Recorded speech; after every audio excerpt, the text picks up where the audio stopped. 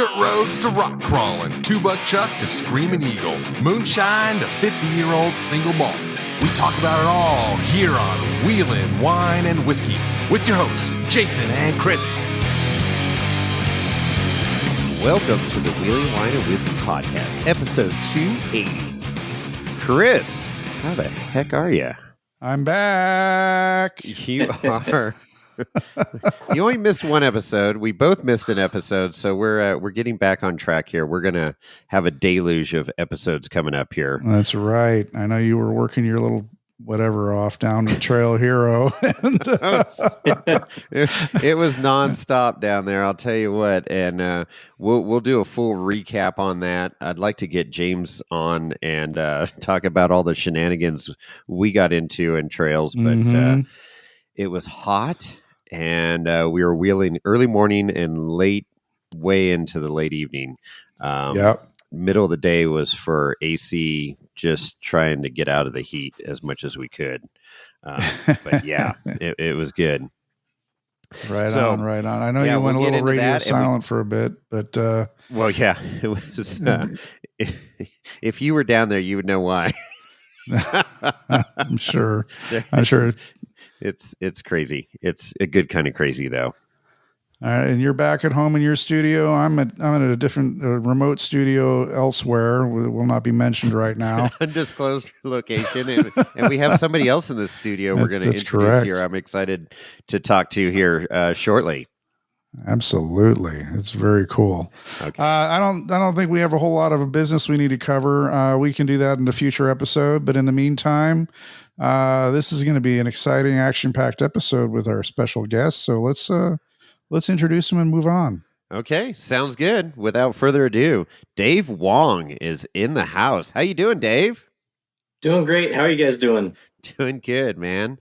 Yeah, got to see you last week.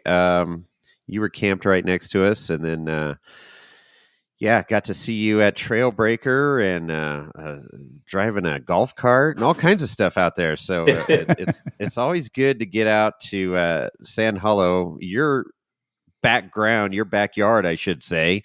And it's a special place, man. It's a really cool freaking place. I look forward to it every year. I call it the Disneyland of off-roading because there is some cool shit out there. Yeah, I feel pretty fortunate to be able to live here. We relocated a few years ago and just real lucky we could pull all that off. And I did see you a few times this weekend, but we didn't get to hang out. It was a busy week for me. Wish we could have hung out more. Yeah, I know. I mean, I wandered into your camp a couple times. But yeah, it is. It's just one of those weeks and it's just hard to connect with everybody. And it was out on the trails where I saw most of the people. But we did, which was probably one of the highlights of my trip, was hooking up with you guys right after we got there that Saturday morning before the event, and got to tag along with all the big boys there out on the mountain and see some insane wheeling. So that was a fun day. Yeah, it was a lot of fun leading up to the event. Like you said, some of the Trailbreaker guys were here. We were wheeling every day. And that was the time we get to play before the business started of the event, It was fun seeing you guys out there and just have a good time. Yeah. There was some lines you guys, it was funny because it was such a big group, but there was probably like 20 rigs or something. But the Brassaninis were out there. I mean, Matt and Brett Dickey, Matt Jory. I mean, the list goes on and on. With Jeff McKinley was out there. I mean, just I'm trying to think the other guy that we were watching coming down Liberal Tears. Who was that? That was that was Dave Tollefson. Yeah, Dave. That's right. He's new to the area also. Yep. But anyways, it was a blast, and there was. You guys weren't taking it easy. You were just in full sin mode and just. That's probably your average day out there at Sand Hollow, though, with those boys on just pushing the limits. They like to push, especially Jeff McKinley. He's the instigator on that. Um, but it was fun. Like, not usually I don't push that hard right before an event just because I don't want to Right. break the car. Save But the we were all, equipment. yeah, we were all having a good time, and um, I don't know, it was really fun. Yeah, Yeah, I I don't was know going to that. ask. Oh, I was go going to ahead, ask Chris. if you wheeled your comp rig, but sounds like you do. You don't have multiple cars, so yeah, I was going to kind of lead into that. Is it you don't take it easy even before the competition? You're out there practicing and doing crazy stuff. But what I mean, you're obviously prepared to repair any carnage that might occur to the car while you're practicing. Is that the correct term we would use at this point? Yeah, practicing, playing, they kind of coincide with each other. So my wife likes to call it playing, and I call it practicing, so it sounds more official. But yeah, I mean, we have a fair amount of parts here, and then the community in this area has so many portal cars, that we all can just put a message out and find, like, if we need a portal gear because we broke one or whatever, someone's got it and they'll give it to you, and then we just got to replace it, because we all Sure. have spare parts.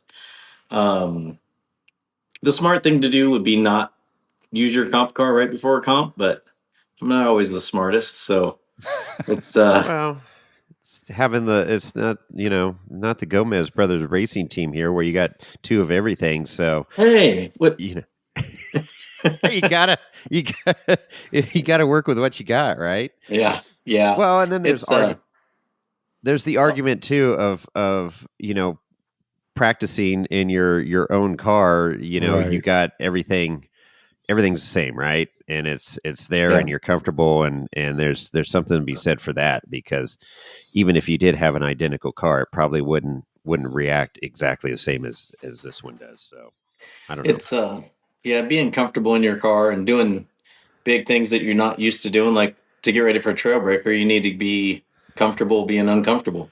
Yeah, So yeah, you really um do. we and coming up to the event, I've never done the bad decisions line. I think you were there for that. Yep. I just thought it was a bad decision to do it, but Right. I, because I mean it's right in the name. But I got egged on, and I'm like, let's go for it, and it worked out, luckily. But that's one of those things. Like, I did a few things that week that I've never done before, Wow. and it helps get you comfortable doing those things, especially because Trailbreaker, you're going to do things you haven't done before. So that bad decisions line, that was the one to the right of the chute there. Yeah, you go up one side and come down the other, Go up back and down. back down the other. Yeah. Yeah, that was insane. So we were playing around on that line to the left of that, where you throw your cage right into the wall, or at least us trail buggies do. Hmm. Um, and that was a gnarly freaking line. I mean, I put tires on it. I couldn't even get up to that point last year. And then you guys go over there on Saturday, and I see this line off to the right that they're starting to climb, and I'm like, "Are you freaking kidding me?" Because not only is it steep, but then you got that crack, the wall at the top to get your tires up and over, and Right. you've got to fight at it for a little bit to get over, and then somehow you get turned around at top. Well, four steer things, I guess, and Yeah. then back down this hill that's so freaking steep, Chris. I mean, it's a controlled slide, is what it is after the first few feet. That's Yeah. a whole lot of nope. You wouldn't. It's fun to watch, but there's stuff that you would just shake your head and go, no, I'm not doing that. Hey, if I bailed on Medusa, I'm pretty sure I would have just Oh, walked yeah. home Yeah, from yeah, what you right. guys were doing. Yeah, it was fun watching you guys play, and then there was what we ended up on Monsters Inc. for part way up Oh, to that yeah. one big hole that everybody was fighting at, and Matt was in there. I guess Matt actually made it, right? Matt did it. Brett Yeah. couldn't get it. There was a couple people trying to get that hole.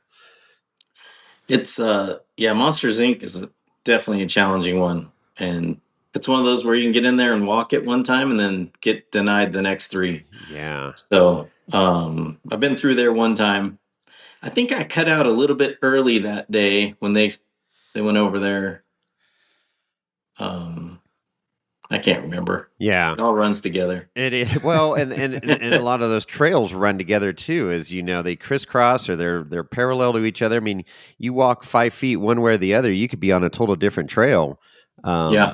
out there, and obstacles and optional lines, and I mean, it's crazy just in the 5 years that I've been going there to see the changes and how many more trails and obstacles and tire tracks that I'm seeing on stuff that I never thought would be possible. You guys are making some crazy trails out there. They're constantly opening up new obstacles and trails. Yeah, So it's awesome. yeah, yeah. No, it's cool. So, yeah. So then the week kicked off, and it was hot, hot, hot, hot. You guys turned up the heat for us. Thanks for doing that. Uh, Yeah. but it didn't even cool down at night. I remember looking at temperatures at like 11 o'clock at night on the mountain, four wheeling at 90 degrees. It was still 90 degrees at night. Yeah. It's funny because like here it was hot, but we're kind of used to it. I felt bad for the people that came in from other areas, especially Oh up yeah. north or the East Coast. There's some guys from New York, Oh yeah. and I'm sure it was brutal for them. But Oh after a summer of 110, like high 90s, it's still hot, but it's sure. not. We weren't dying like some of those poor folks. Yeah. Yeah, Um, for sure. Yeah, coming from I got a year under my belt in Nevada here, and it was just a hot summer too. But I was looking forward to getting down there to Hurricane, where it's 80, 85 during the day and cool down to the yeah, mid 60s or whatever, or low 60s at night, and it's like, nope, that didn't happen. Well, that's the next week. entire West Coast, Southwest was enveloped in a big heat wave. I mean, Yep. everything was getting roasted. We were in the Bay Area. We were getting cooked up. I mean, people in San Francisco were complaining because it was a whole whopping Yeah. 80 degrees. Yeah. Which, if you're in San Francisco, that's pretty hot because a lot of places don't have air conditioning there. So, but when they say, "Oh, it's 80 degrees, we're melting," so shut up. No. So, w- so you wheeled Saturday. How many more times did you wheel before Trailbreaker? Like practicing, we'll call it. A few, I think. I don't remember exactly, but I'm pretty sure I wheeled Sunday. Yeah, I wheeled Sunday. Hmm. Monday ended up having to work. Okay. Um, Tuesday I went out. We think we did declined Mm. um, with a bunch of the guys, and then it was either Tuesday or Wednesday. But yeah, I wheeled a fair amount. It was good. I don't get out that many times in a row in a week, Hmm. usually, but so many people from out of town that just great wheelers to go wheel with. Took every opportunity I could. Yeah, I was There you gonna go. say when who were you looking forward to wheel with coming into town there besides me? Yeah, I mean, you were number one. Remember, Chris is your number one fan. That's right. I appreciate it, Chris. um, yeah, it was so basically the Trailbreakers, are high on the list. Kayla Fredden was Uh here, huh. Jeff McKinley, of course, the local guys like Matt Jory, and we get to wheel a fair amount, but they're all coming out too for the same reason because we had the out of towners here. Um, Matt Dickey and Brett Dickey, uh, Brassidy's. We had just Yeah. such a good group. And then, and actually Nathan Lott, which is a friend of Jeff McKinley's, drives a McKinley car. Just great group of guys. Not only they're good wheelers, but they're solid. Like when I did bad decisions, I knew if I got in a bad way, Sure. they would help me get out of there. You know. Um, Right. and Greg from Fab Fours. Oh yeah. So uh, He's just moved to the area. he has a house here. I think he's going to spend about half the year here and half back in North Carolina. Okay. Um, so Wow. yeah, so it's exciting to have him here. Another good wheeler, solid dude. I really enjoy hanging out with Greg. Um, he's a little more. stable than some of the guys. Um, just in general, like he doesn't make as many bad decisions, I guess. No and bad I mean decisions that on in the bad best way. decisions. Yeah. So Yeah. Right. I feel like a lot of times you hang out with Caliph and he's like, "Yeah, we could do that," and I'm like, "I don't know if it's smart to do that. We Yeah, could, kind of cowboy mentality, I call it. yeah." You know, But it's I mean, doing it because it's there versus, being told to do that trail because you have to for the competition. I mean, it's like volunteering to do something versus being told you have to go that way. I mean, there's got to be a different mindset in each scenario, right? It's like, yeah, I mean, I could do this or not do this, but now we're in the competition. I really need to do this if I want to win. right. right. That is the main instigator for me. And as I get older, risk management takes over a lot. So, is it worth doing? I'm not as gutsy as I used to be, or careless, however you want to look at it. So, I have to push myself to do the crazy lines and stuff. And I tell the guys too, I don't really like doing bad decisions, but I love getting it done. So it's accomplishing it that I love. That's the So, drive. so you're not as much of an adrenaline junkie as some of those guys. No, some of those Yeah. guys are definitely better Yeah. adrenaline junkies, and they love every minute of it. You're you're more calculated. Definitely more calculated. Yeah. I wish I was wild and crazy, but just not me. No.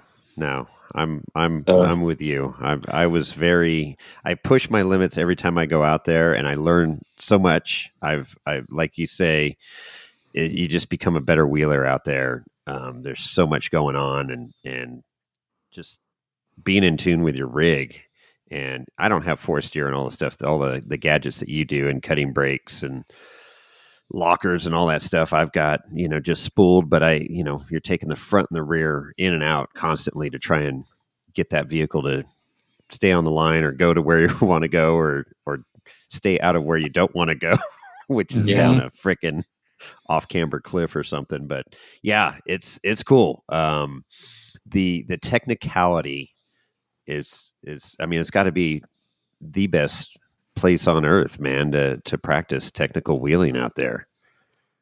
it really is. Like the tools in my car, like you said, cutting brakes, air lockers, all that stuff. You're constantly using them to get the most out of your car to do these obstacles. And you could do them without some of the tools, but it's really fun to use the tools and make it look easy. Mm-hmm. If you use them right.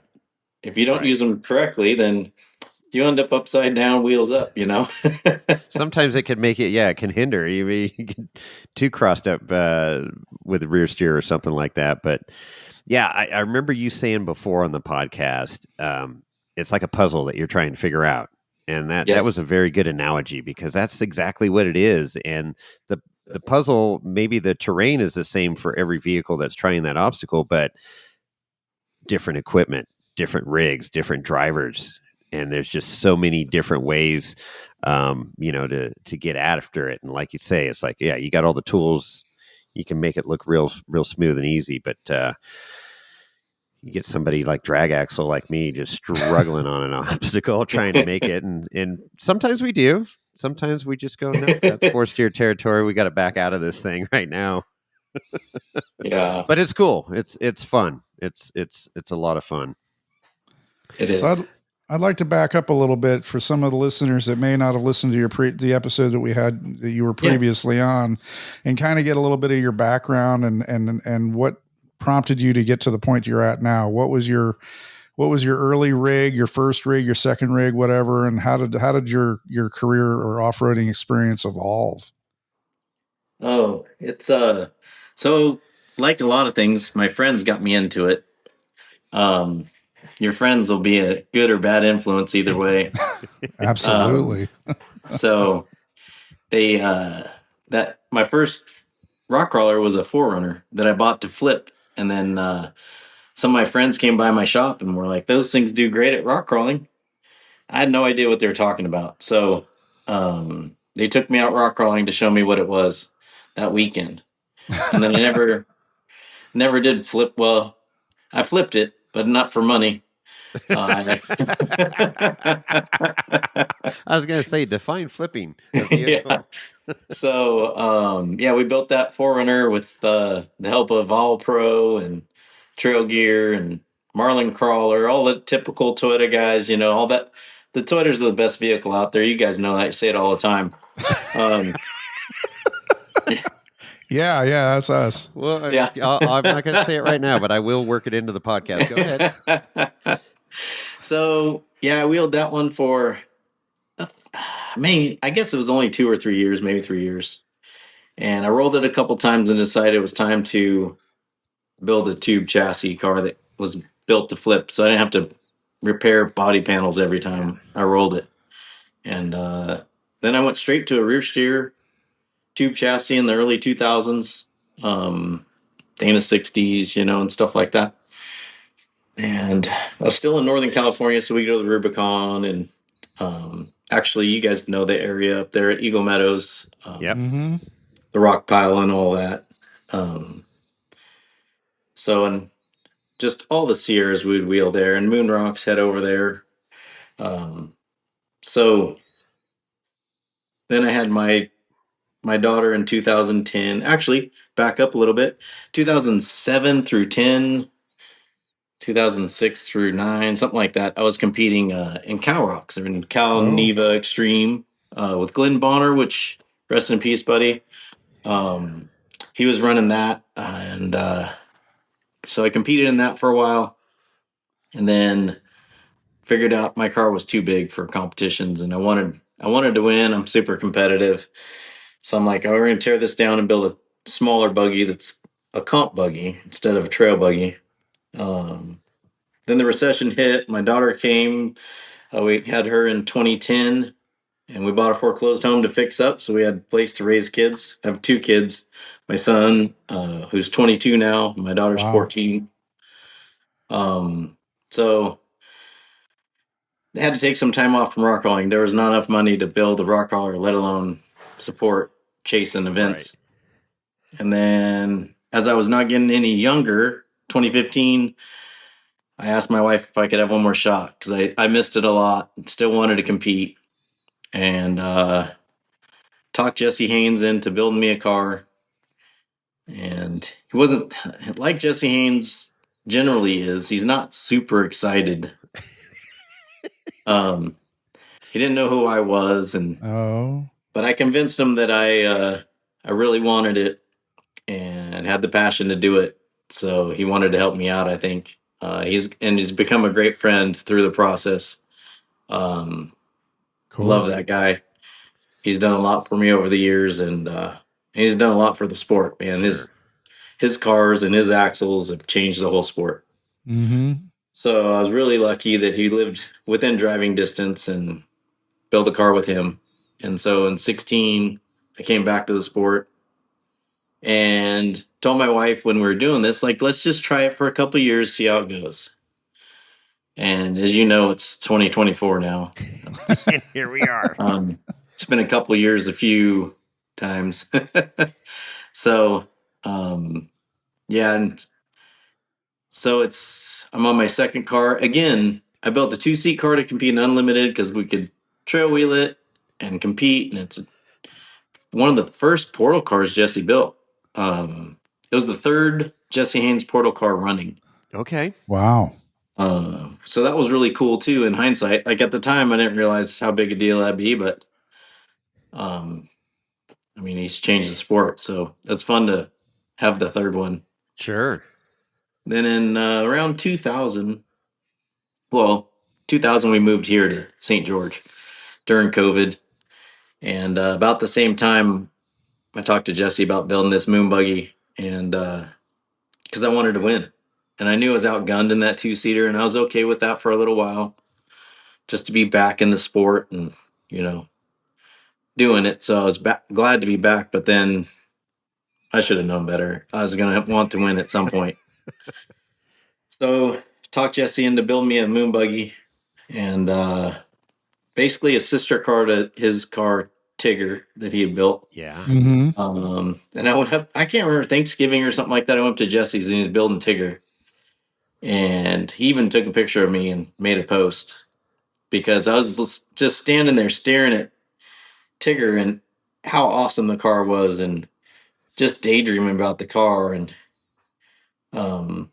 he took it and I can't remember. He did something like,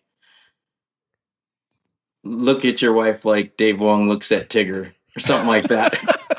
It was just roasted me. But it was true. Like that, I love my wife too. Don't get me wrong, but I was amazed at, what Jesse was building, and it was just so clean and the lines were nice. And so again, I'm just super fortunate that he built me a sister car to his car. And the car's been incredible. We did a lot of the things I wanted to accomplish, a lot of wins. I love competing. I have a ton of fun.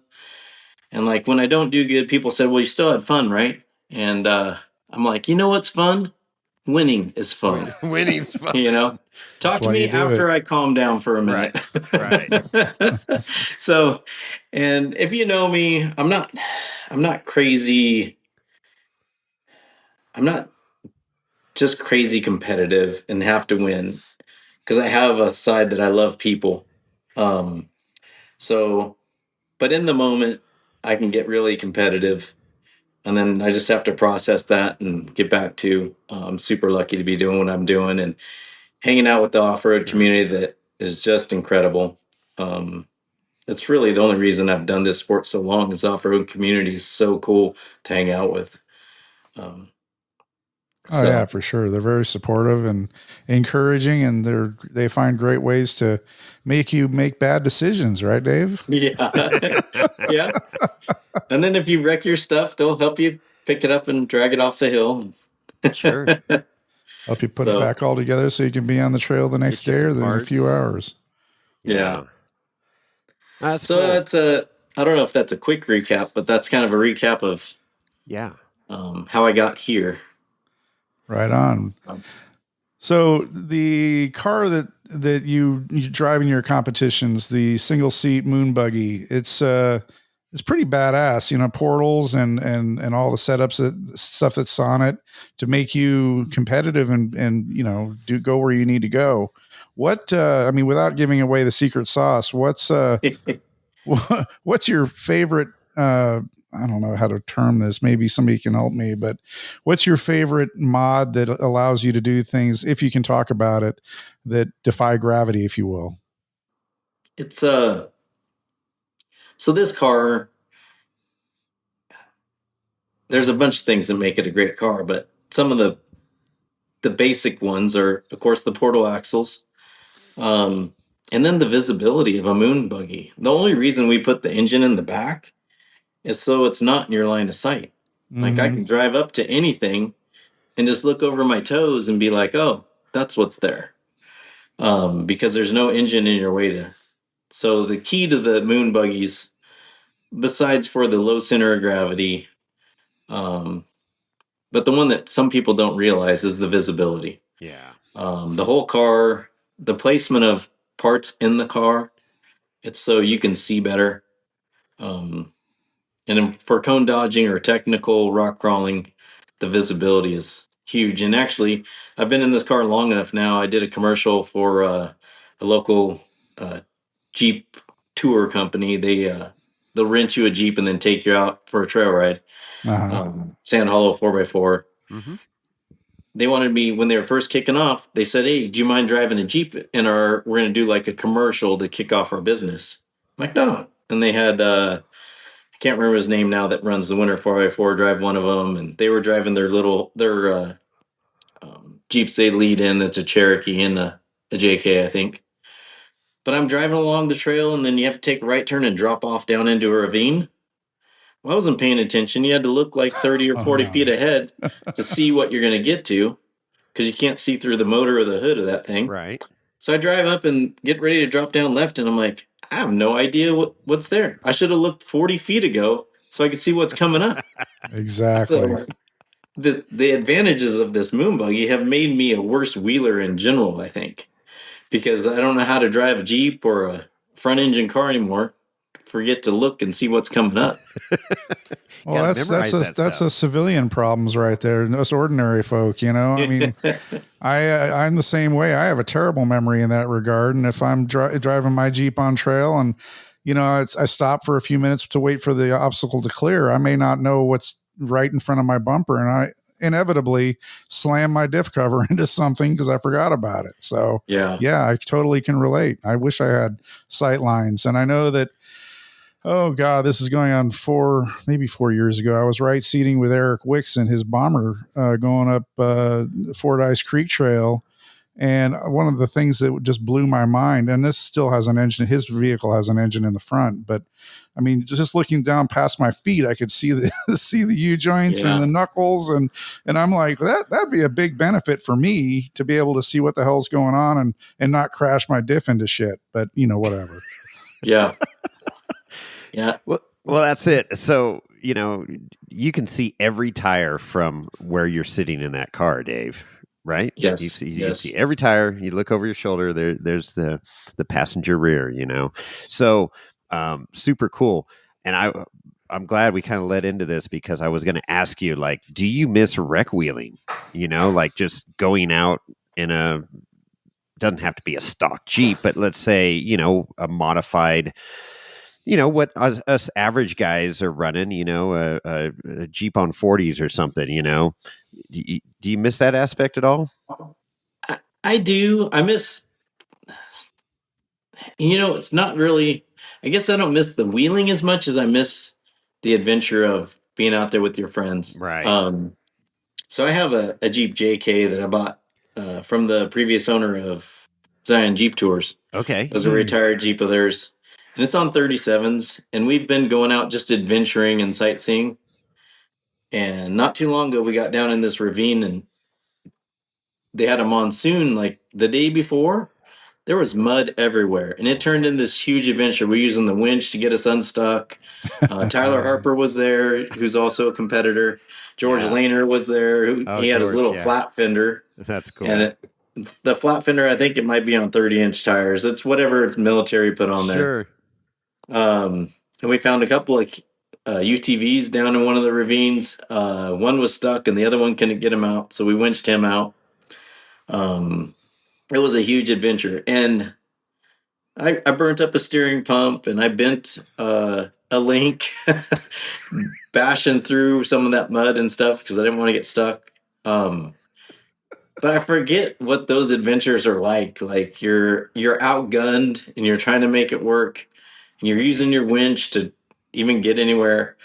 And, of course I had my family there and it was a lot of fun. It'd been a while since I'd done something like that. That's cool.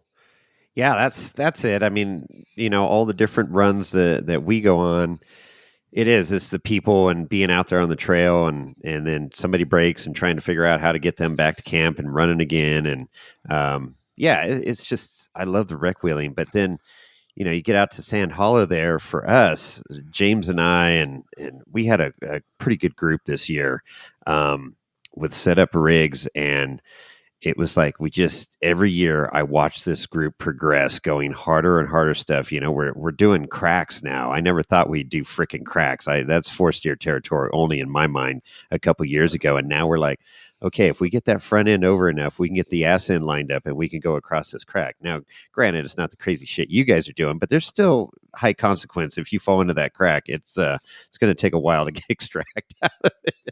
Yeah. But I just, I was wondering what's your, the rec side of things. That's what we know and love, but it's always fun. Yeah, it's fun watching you guys go crazy. So who are some of the guys you wheel with that you're like keeping an eye on, like that, it's like, okay, this guy knows what's going on, or this rig or whatever that you like to wheel with because it ups your game. I mean, there's a bunch of them here, the Brass Knees, the Dickies, Woody Swearingen. Yeah. Woody's definitely very calculated. Mm-hmm. and he knows what move to pull when, and what comes after that. As far as cutting brakes or one wheel, or um, he may be a little over calculated sometimes. Some drivers have more feel, some more have more just calculate what's going to happen. Mm-hmm. So they're all good to watch. Mm-hmm. And actually, some of them that aren't good that I wheel with, they're still good to watch because they're teaching you what not to do, What or not what to happens do? if you do that, Sure.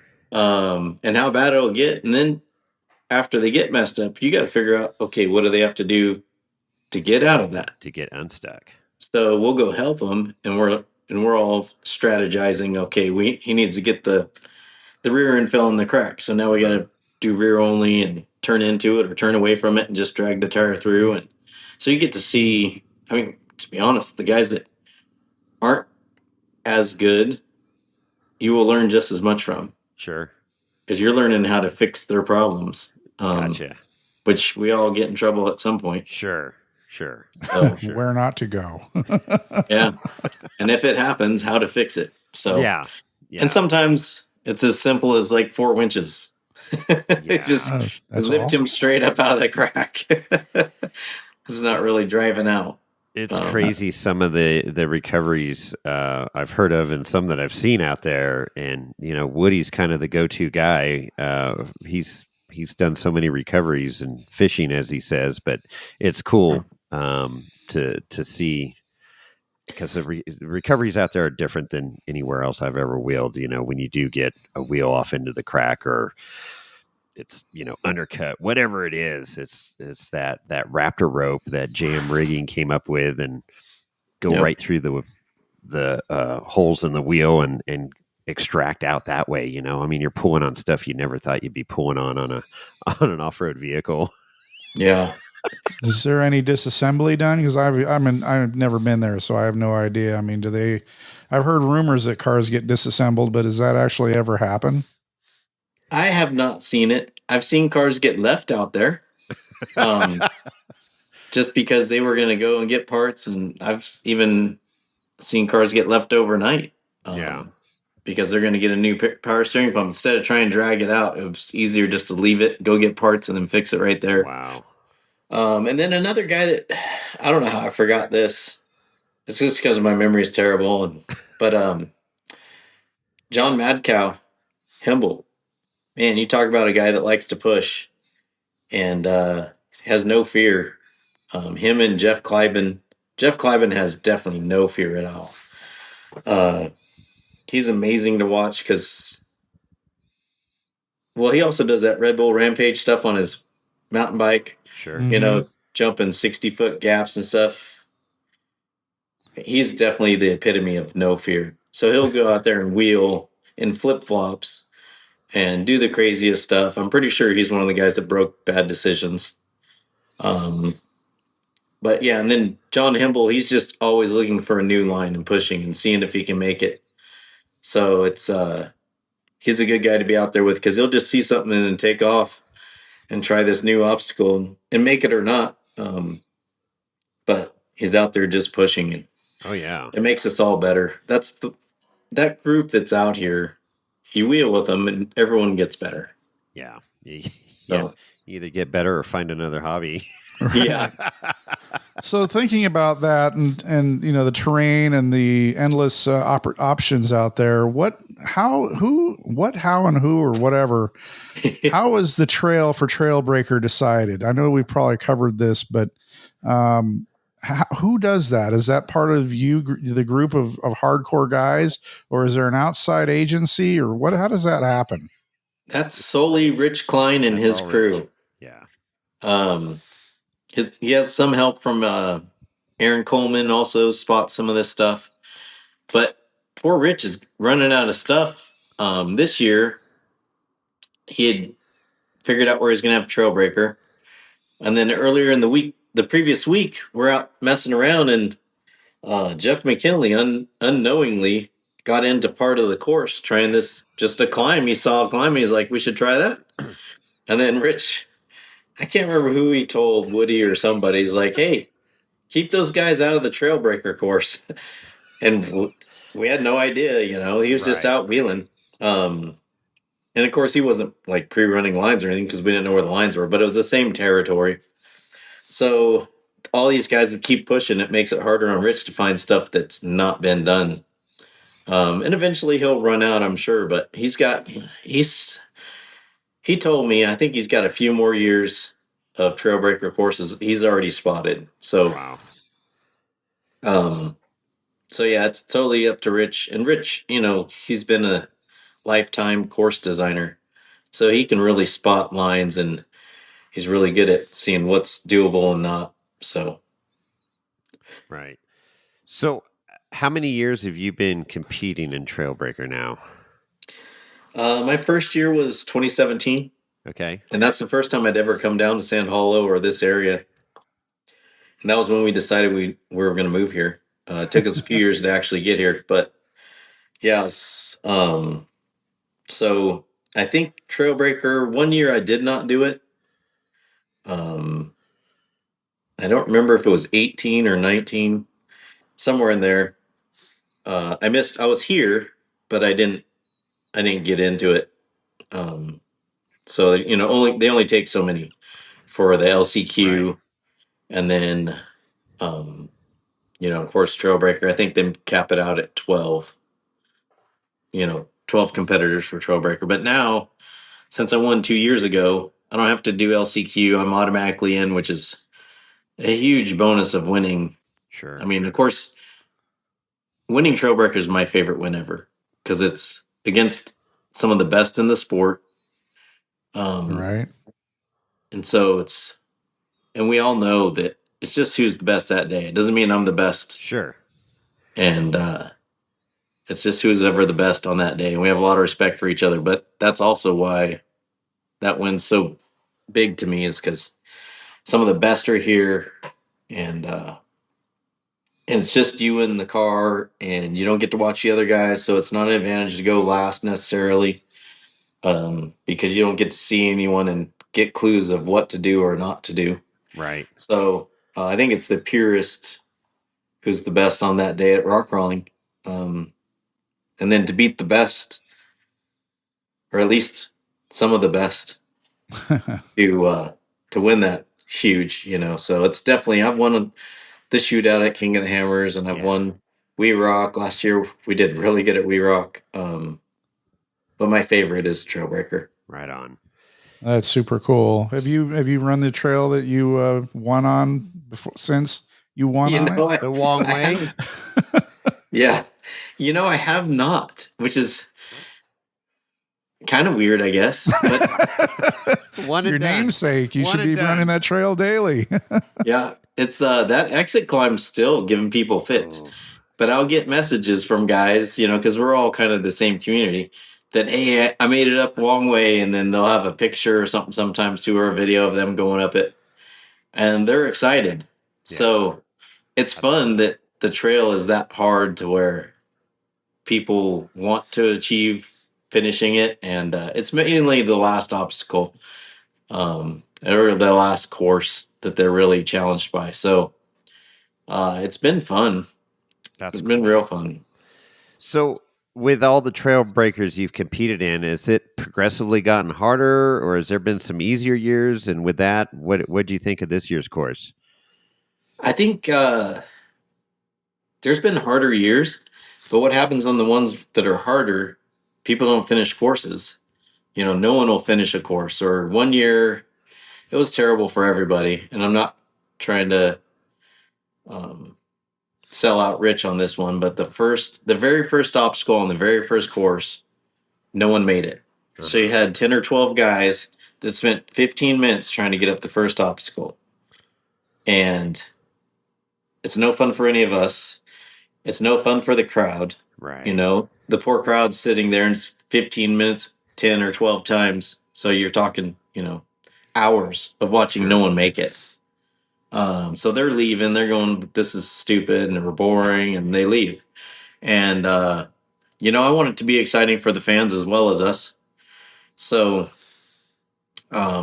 like that year, there's been years where certain courses weren't done. The perfect scenario, and it's not because I won it, but it is, but it's not.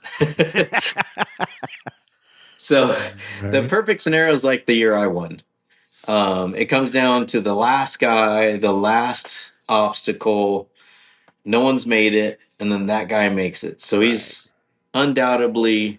It's not coming down to time where everyone made every course or multiple people made every course, and then it's the fastest guy.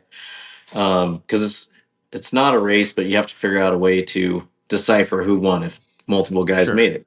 So the faster guy seems like he made it easier, and so give him the win. Um, but yeah, ideally, one guy makes all three courses and no one else does. This year came real close to that. So I think, and even when I looked at the courses, I thought they were really good. And what we had two guys make it, uh, Caliph and Brett Dickey, of course, Yeah. because he was the winner. Still pretty good. Like the courses were hard enough that it weeded out people, and it did come down to time, but it was pretty obvious. I think he won by 7 minutes.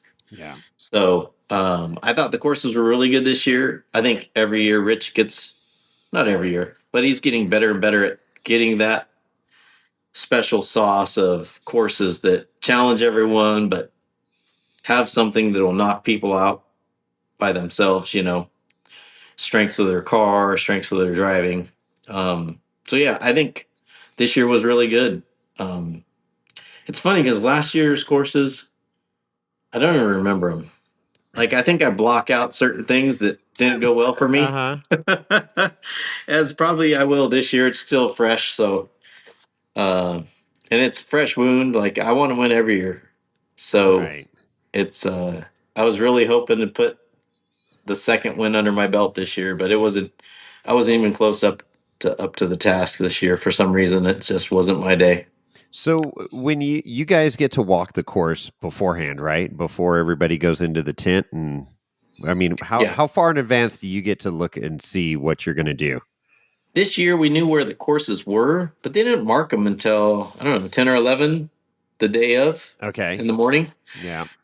Normally they're set up the day before, so you can go walk them, kind of get a game plan, and which is totally fine. Um, if you're trail breaking a canyon, you're going to go walk it and Sure. not just go send it in there without knowing. So, Right. in the true spirit of trail breaker sport, uh, I would like to see them mark it the day before, Uh-huh. and then everyone can go. It's kind of fun too because it builds suspense. All the guys know what they're going to do, and we all start talking. Like, what do you think of Gate 2 on Course 3? And it's fun. Um, so this year you didn't have that, um, but I mean, it is what it is. So, So but you got to walk it before everybody got to walk it. What, a couple hours before or hour before? yeah, yeah, a couple hours before. Um, so you get to see it and get your own game plan. Everyone's gonna have a little different game plan because different cars, different driving styles. Sure. So yeah, not a big deal to see it before, so you can figure out what you want to do. But you guys are probably tight-lipped when you're walking that course together. These are all your friends and stuff, but it's about to go down for a big competition. So, I got to imagine it's pretty quiet when you guys are just walking around out there. Yeah, it is. That's definitely the gamesmanship starts.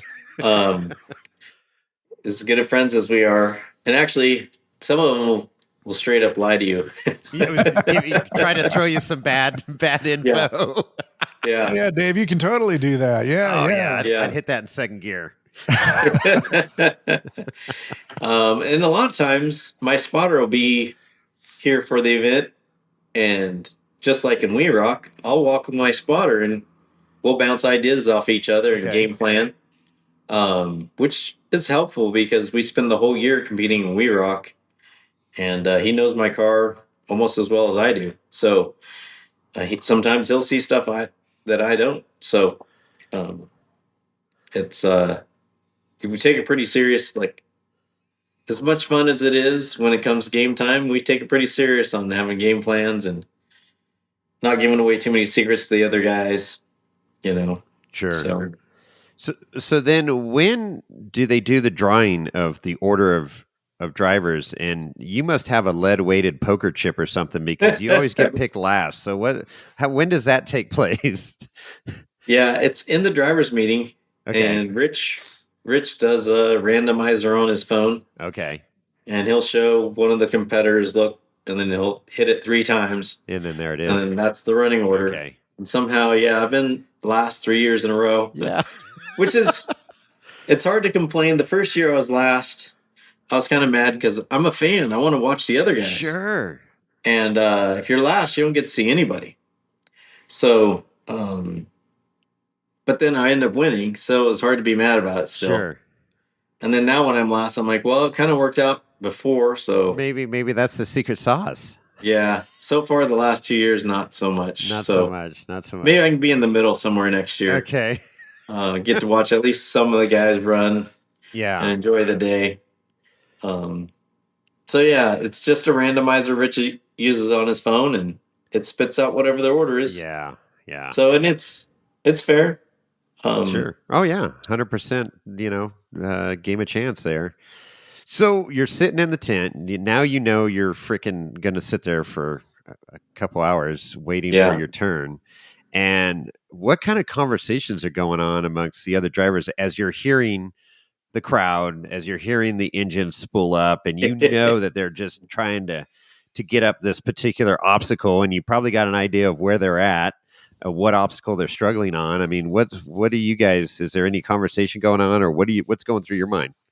Yeah, we're sitting there listening, trying to figure out what's going on because we're all competitive and kind of keeping tabs on who makes it and who doesn't, so we know. Like by the time Caleb got out the top, we all knew that he made all three courses just from paying attention. The announcers, Glenn Plake and Yeah. I think Tacoma maybe. Yeah, Tacoma. They try and not give away anything, Right. which is good. But you can hear the cars, and you can kind of figure out when someone rolls and didn't make a course, or so we're in there and we're talking about that. Oh, sounds like Caleb made it out the second course, or whatever, and kind of keeping tabs so we know what we have to do to win, and then someone's just hanging out, just BSing. yeah.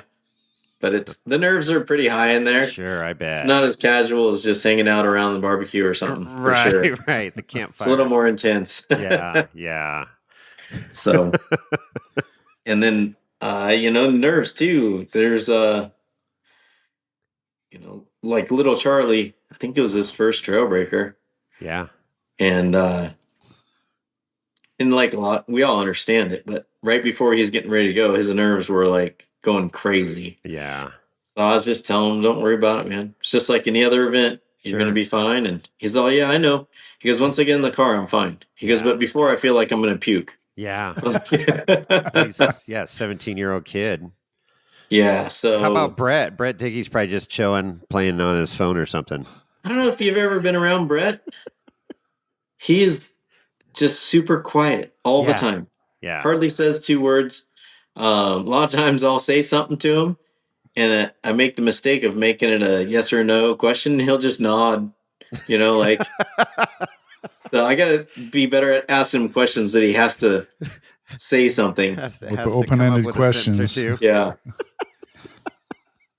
Like, tell me a story. Right. So, but Brett, he's such a good kid, and the Dickies in general is a great family. So he ended up winning. Right. So afterwards, later that evening, I went over and we celebrated with him at a friend's house, at Matt Jory's house. And I told him that I really don't like losing to a 15-year-old. It's as rude as that might sound, it's 100% true. Right. But then right after that, I told him, I'm really proud of you. Yeah. It's an amazing achievement for a kid, and he's such a solid kid. And he's a young man, he just seems like a kid because I'm 56, Sure, so sure. He's a baby. But He's a young man. Actually, yesterday or day before was his birthday. Got his driver's license. Yeah. So, Oh my God, he didn't even have his congratulations. driver's license. No, No. and already beat a bunch of grown men in the best rock crawling event. So, amazing driver and great car. Caleb car. All the cars in that Trailbreaker. As much as I'm a Jesse Haynes fan, um, all these guys that are building portal cars are just pushing the sport. Yeah. They all have their own ideas, and most of them work, some of them don't, and then everyone else gets better cars because of it. Sure. So I get asked all the time, like, which chassis would you choose? And it's more personal preference. Mm-hmm. They're all good, whether it's Caliph or Holsey or Sasquatch and Jesse Haynes. So many good builders, Yeah. and they're just pushing the sport, which is awesome. Yeah. Everyone benefits. Yeah, for sure. And that's it, because like we keep the common theme of this podcast is everybody's pushing each other out there, and with driving skills, equipment, everything. And it's like, okay, there's no perfect setup, as you see there at Trailbreaker and stuff, that there's a lot of different ways to skin a cat, and certain cars do better in certain areas, right, than others. And Yep. there's no perfect rig out there, secret sauce, but man, that was fun watching, and to see Caliph, one of the OGs, I'll say, just go out there with a car that he built, and complete the course. And it was not an easy course by any means. I mean, poor Jesse, he struggled on that second obstacle, on the first course, and then I guess his car overheated or something. He was out of it, but it is combination of crazy driver skill, crazy car, and having that just enough luck to make it happen, right? Yeah. And to watch the drivers too, being that close to you guys, watching you through there, and just watch the gears turn in your heads trying to figure out that obstacle, and so I'll say the toughest obstacle I saw, besides the very last climb, was course 2, that wall with that crazy rock formation in the middle and a big old boulder at the bottom. I mean, was that the most difficult obstacle to figure out, would you say? Or well, course 2 is the only one I completed, so yeah. it wasn't that bad. I did some cone dodging tricks, and actually Jesse and I had talked about it before, to get up on that shelf and kind of drive around the flag on, I guess it'd be the first gate. Okay, yeah, gate 1, I guess it is. Yeah, and after Jesse had to leave, I knew that's what I wanted to do, kind of for Jesse. Uh-huh. Like, he's taught me a lot about cone dodging, and so I immediately, when I went up to that section where the gate was, instead of trying to do the big climb that everyone was doing, I took a left. And when we walked the courses, there was room to go all the way out to the corner of the course and come up over some ledges to get up on that shelf. And then when I went around there, I noticed it looked like they moved the banner in from the time we walked it. So there's not enough room now without maybe possibly hitting the banner. Mm-hmm. So I backed out of there, and people probably wonder what I was doing, but I swear they changed the course. So then I tried a couple climbs as I went across, because I knew to get back to where I was going to go up around that and just sneak across that shelf next to the pennant without falling off the shelf. I had to go all the way to the right, turn around, and come back. So I put my car on those climbs, checked it out, see if it felt good. I would just go, but none of them felt that good. So I ended up got up on the shelf, and just barely snuck by between the flag, and then there was, the, I don't know, 12-foot drop on my passenger side. And my car is narrow because it's built for cone dodging. So I was able to sneak past it without hitting the flag and without falling off the cliff there. And it was a fun thing. Like, I felt like I outsmarted the course. And some people were a little upset that you could do that, like you should have to do the climb. part of the strategy that Rich puts into these things is he leaves some of the competitors enough rope to hang themselves. Mm-hmm. You know, so there's multiple ways, and you decide what's your best way. If you go where all the tire tracks are, that might not be the best way for your car. Sure. Or maybe everyone rolled on that section. You know, everyone thought it was the line, but it's not. So, and in rock crawling, you know, figuring out the puzzle is part of it. You know, and you have to figure out the puzzle for your car. So, that was a fun line, and I did it for Jesse. That's cool. Just I felt bad for him that he had to leave, and you know, he's been leading the sport since I came back, Sure. and have a lot of respect for that guy. Yeah, So, absolutely. but yeah, so course 2, I would have to say was the easiest because it's the only one I made. But Well, there it is. course 1, gate 2, for some reason I could not figure out that puzzle there, and I really I kind of overlooked it. I think I didn't think it would be as bad as it was. Mm-hmm. Then of course, course 3, uh, that big wall to shoot up. Yeah. I kind of just wanted to get up on it and feel it, and then the car kind of flopped sideways and just rolled over in the sand, and Yeah.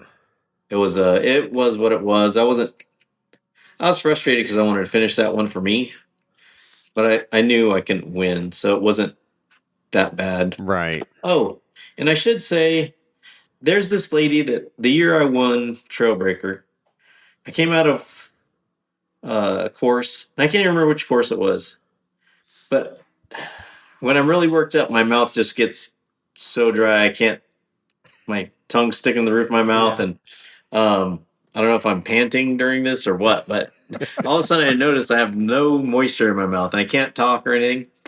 Well, this lady came up and gave me a water. And I told her, thank you. You saved my life, you know, being a little dramatic. But Uh-huh. well, I come out of course 2 after finishing it. And this lady comes straight up in front of my car, reaches over my hood with a water and goes, I got a water for you just like last time. Oh, how funny. And That's awesome.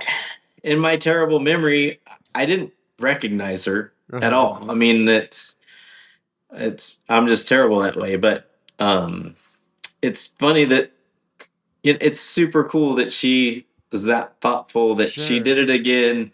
And it made an impact on her last time. And it made an impact on me, obviously, because I remember getting a water. I just didn't remember who from. Right. You've So got a it was- groupie. Yeah. Yeah, super nice of her. Like I said, you meet some of the nicest people out here, and it's, you know, I have fans, which is super weird, but I do appreciate them. It's you know, it helps me with my sponsors. You know, following me on Instagram or Sure. Facebook, and they're the nicest people. So it's flattering that they come by and say, you know, remember me, or haven't met you, but and actually that's the worst thing too. They'll come up and be like, hey Dave, how you doing? And I'm like, Don't know your I name. do not know this person. Yeah. Or I can't remember. Right. And then they'll be like, oh, we've never met, but I follow you on Instagram. I'm Yeah. like, oh, thank goodness. That's it. Because I cannot remember you. So it's always a challenge, but I appreciate I meet people every year. It's the same person. Uh-huh. And I appreciate them coming up and explaining, hey, we met last year at this time or whatever, because I just can't keep people straight and I can't remember. But I do appreciate everyone that comes up and says, hey, do you remember me? And we did this or whatever, because it helps me. And it's not that I don't want to remember these people. I just physically cannot. Sure. So it's always a joy to talk to these people. At the vendor show, I love, and actually I've went to the Battleborn booth and hung out, and I went there to hang out with Chris and have face time with one of my sponsors. Sure. I spent the next hour and a half just talking to people that were coming by, Sure. and I loved it. And it's, you know, talking with you guys. It's all, the people are super fun. Yeah. Right no, on. you've definitely built a following. I mean, no short of your passion and hard work and determination and, uh, you know, calculated driving skill that you have. Um, but what was cool is I saw people wearing your shirts out there too this year, and then Oh even yeah, better, I saw Caleb Redden wearing a Club 42 hat. So I'm yeah, like, that's pretty cool when your competitors are wearing your swag. So that's got to feel good too. yeah. Caleb wearing that hat, it turned into his lucky hat, and now Oh, is that what it is? he uses it against me. You need to take the hat back. Yeah, but I That's couldn't hilarious. ask for a better guy to have that hat. Caleb's the most genuine guy you'll meet. Yeah. Yeah, I love that guy. I'm trying to get him on the podcast. I thought I had him, but he got deep in the cups real quick when we were talking at Oh, camp. We had a good time. I mean, we must have BS for a couple hours. I go, dude, we could have just done a podcast. He goes, that's it? And I go, yeah, that's just what we did. We could have done it. yeah, Campfire talk. That's all we Yeah. do. he'd be a good one. Yeah, there was sarsaparilla moonshine came out, and that was kind of the end of that. Sarsaparilla. It's like root beer moonshine. It was really good. No, that's cool. So then, so Trail Breakers over. Brett ends up kicking everybody's ass. This kid, 15-year-old kid that doesn't even have his driver's license yet. And I mean, watching him, that was the first time I've seen him wheel on that Saturday we went out before, right? And I'm just like, who is this kid? He's just so calm and just like, kind of not, like you say, doesn't say much, nondescript, but he was freaking wheeling the shit out of that car. And I'm just like, okay. And then I found out he was in, Trail Breaker LCQ. I go, okay, we got to watch this. And he dominated that. And then at that point, I go, okay, this kid is going to be, up there for Trail Breaker, if not win the thing. And he did. He walked away with the freaking event. I was like, this is crazy. Young phenom. So, Yeah, he's as I've watched him, he went from he's pretty good for his age to he's pretty good. he's Just pretty. period. Yeah. And it's been a pleasure to watch him grow as a cool. driver. Yeah, that's cool. So Trail Breakers over. That's Thursday. Friday. No. Thursday. It's Thursday. Yep. So then Friday, let's see, when was that event? Oh, Saturday you did the side-by-side event with John Mad Cow Himble. Yeah. How'd that all come about? Did you lose a bet on that deal to go do a side-by-side thing or what? No, not really. It wasn't on my radar for sure. But John Himble knows one of the promoters for that. Okay. Rob on the Rocks. Really nice guy. Fun guy. And John came to me one day and said, hey, do you want to do the side-by-side challenge? I'm like, what is it? I'm not. John's asking me, so it must be something. But right. at the same time, I'm like, it's random. So he said, well, it's 2 side-by-sides. You chain them together with a plastic chain, and then you have to go through a course without breaking the chain. Right. So Wait, it takes what? yeah. So it takes the teamwork, right? Because it's a plastic chain. If you get too far apart, or if you run over the chain, it's going to break the chain. And the thing that got me hooked was he said, it's a fun event and it's to bring off-road communities together, like the UTV guys and the rock crawler guys. So they want some rock crawler guys to be there. And then that's when I was like, okay, I'm in. Like, whatever it is, if we're trying to, because the UTV guys, they've earned a bad rap over the years, but they constantly get better. Kind of like when rock crawlers were first out. I remember when, like the late 2000s, there's certain clubs that you guys all know, and you'd swear that thought they were a biker gang. We're better than you. We could kick your butt. And then just being crazy and probably partying too much. I don't mind partying with some, but some of it would get out of control. And I feel like the UTV guys are the new group, that were like trying to find their way, and they're being obnoxious and kind of pissing off some of the people and say Moab or whatever. Mm-hmm. And I know almost all of them are going to be good people. It's just they need to find their way into this off-road community to be a little more responsible, so we don't lose the land we're on. Sure. Right. So when they said, we're going to bring the rock crawlers and the UTV guys together, like, that's great. I think anyone that uses outdoor, whether you're a hiker, biker, whatever, we all need to be on the same page because we all want to use the same land, and we want to be able to use it. So not getting taken away. So that's my little speech on that. I like Get that. off the phone. But so anyways, told my men, and we went in there. I borrowed a UTV. Milestar sent us tires for the UTVs to use in the event. It was sponsored by Obar. Hopefully I'm saying that right, because it was the Obar Rock Scraper UTV Challenge was the official name. Okay. And I'm like, well, Milestar is my sponsor, so if you guys want, send some tires. I'll put some stickers on the UTVs. We'll get you some visibility. Sure. But we're going in just having fun, and we get to the event. We don't really know how it's going to go. We've heard different things, rumors or whatever. But we get there, and it's a plastic chain. Because at first, I heard at one point too, they're going to use a strap with zip ties on each end. If you broke the zip tie, same effect. But they use an actual plastic chain and then zip ties to zip tie it to your vehicle.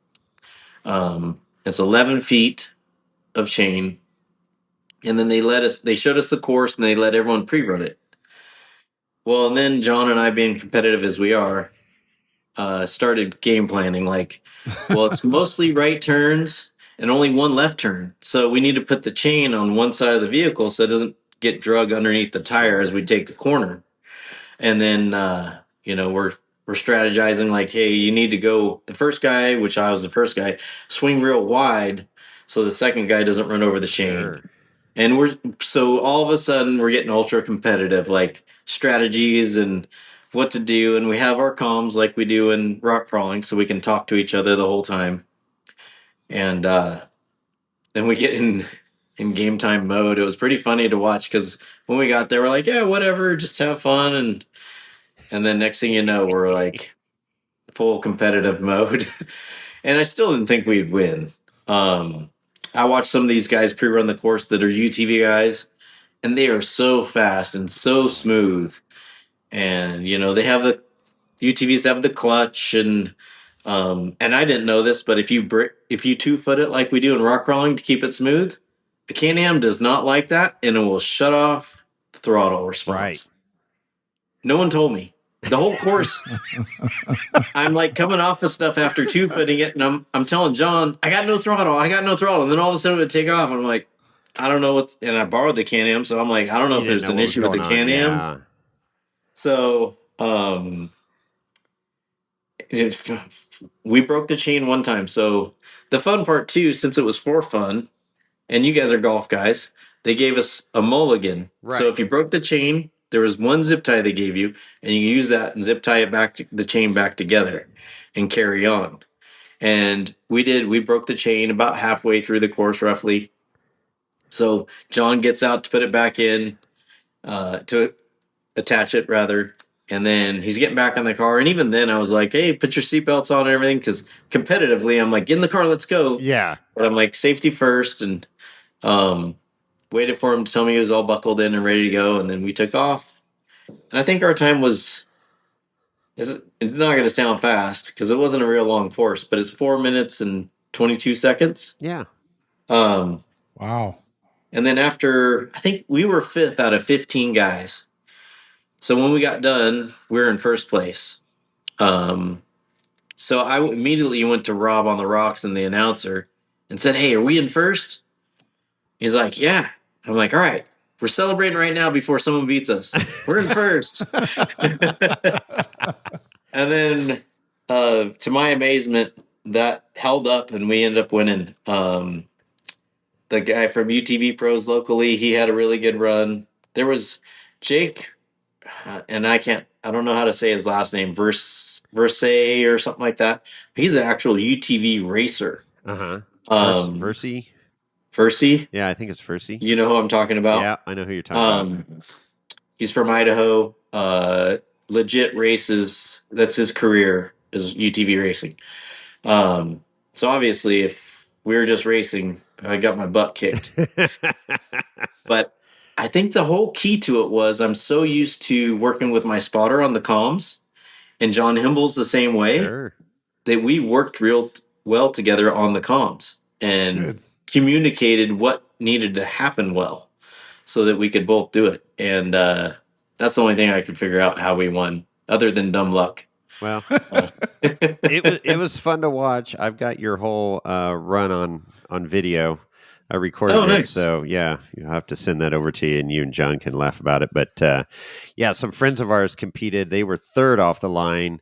It was Craig Stump from Oh, yes. UTV, yep, and then Big Pete, we call him, Big Tall Pete. He had that red and white single seat car as well, and they did well, but they snapped a chain.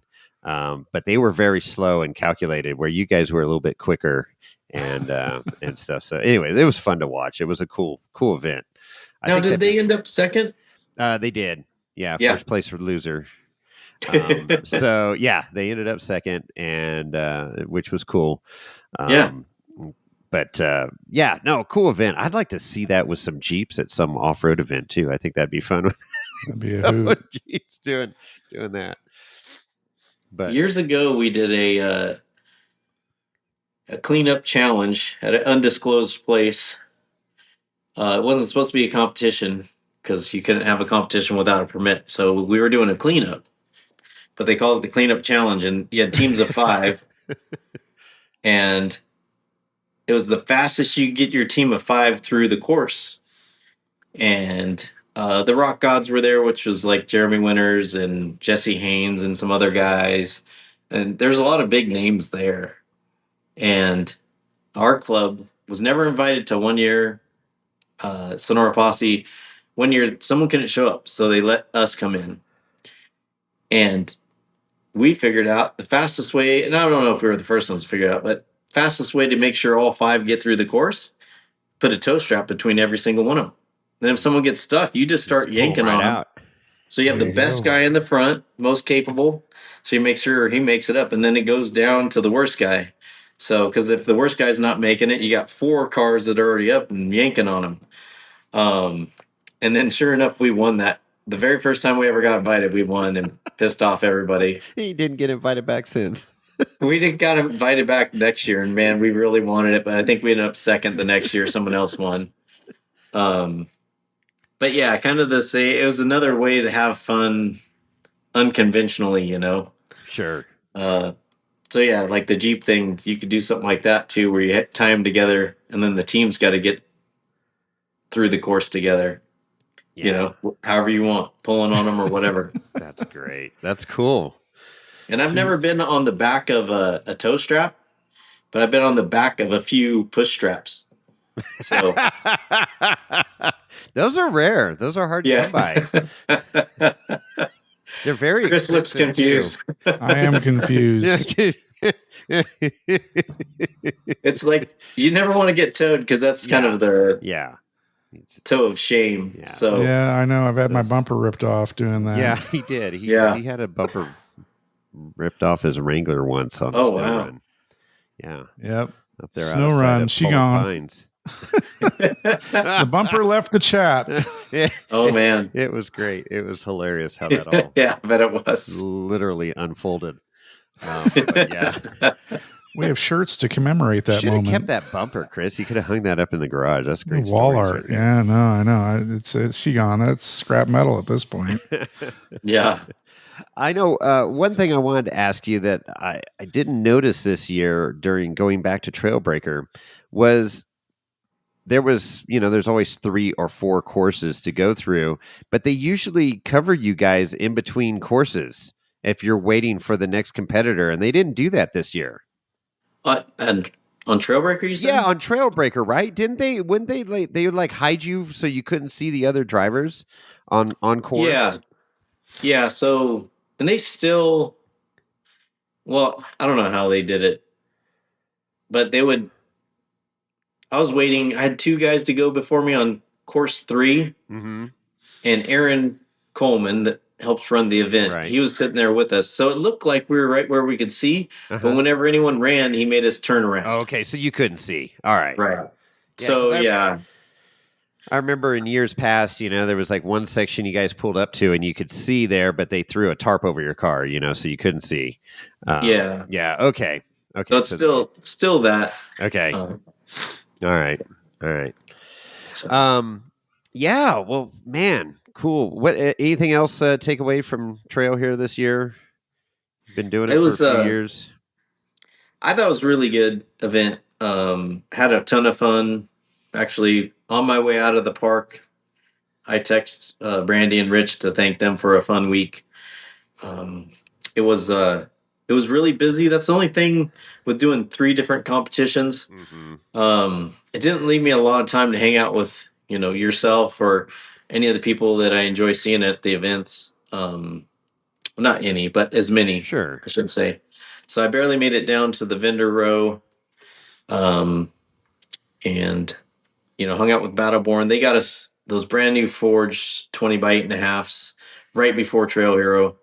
Was really excited for that wheel. The narrow wheel, we like it here in Sand Hollow because in those cracks you get rim locked where the rim's just flat against the wall and you can't turn. Sure. So this gives us a little more tire bulge so you can wiggle your way out of those situations. So I really wanted to hang out with Chris and just let him know that I appreciate him taking the chance on building those for us because it's a niche market, and I know other companies that are bigger won't do it.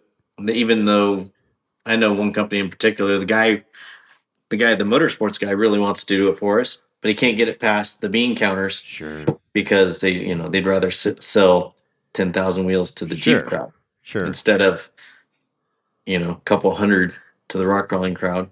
The Well, that's the specialty great ones. thing. Yeah, I mean, he's literally up the road from me here in Carson, and I've been to his shop, and it's cool because he can do customized stuff, one-off stuff if he needs to, and he just built those crazy wheels for Eric Wick's new car that's coming out. That Oh yeah. yeah, that thing's going to be badass and rowdy at KOH 2025. So, yeah, he's got a Battleborn wheels there in Carson City doing some really cool stuff for the rock crawlers. Yeah, and I think this wheel, at least on paper, we'll see how they get tested out, but it's the strongest 20-inch wheel out right now. Mm-hmm. That's it's forged, and it actually weighs more than the wider wheel.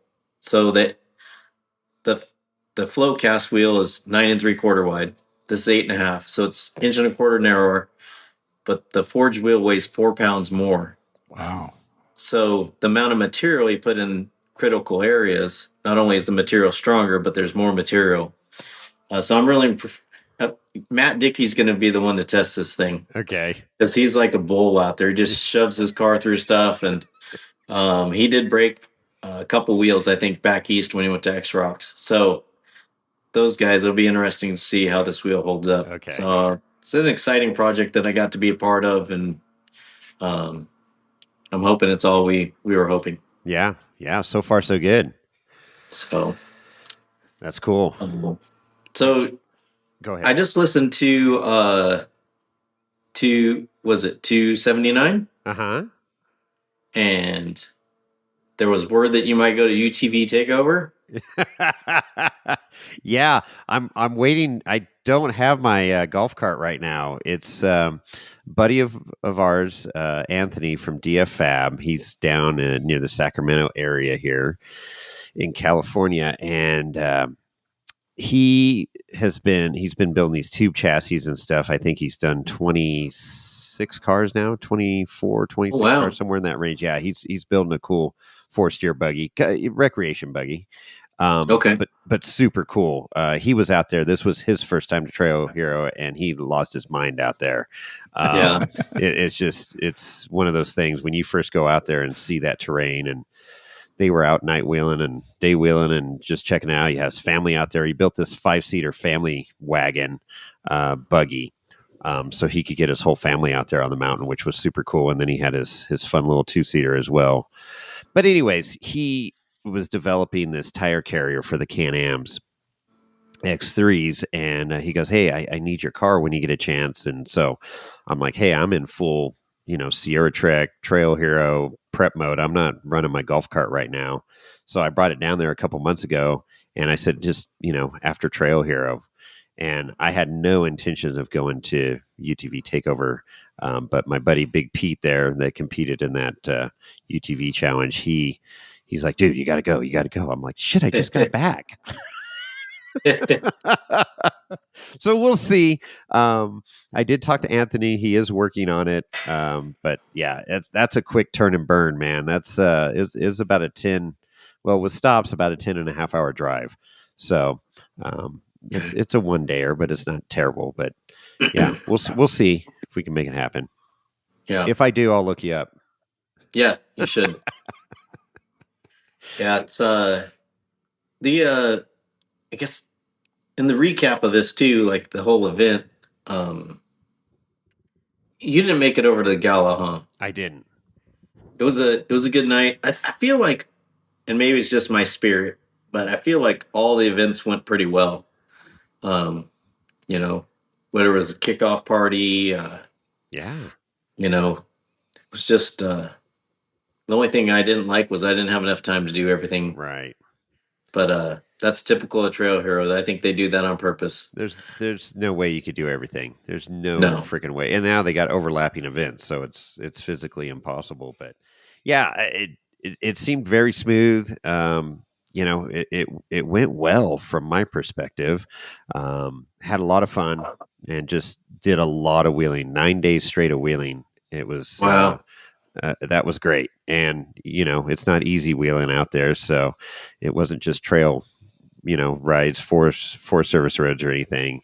And I just, buggy ran great. We did some fun stuff, scared the shit out of me every day, and learned. And I mean, I just came back, just with a sense of accomplishment, just going, damn, just ran some great stuff out there and pushed my limits again. I mean, I went up steeper stuff than I've ever been up before that probably had no business being on, but I'm here talking about it. So we no blood, no foul. But yeah, it's crazy. It's fun.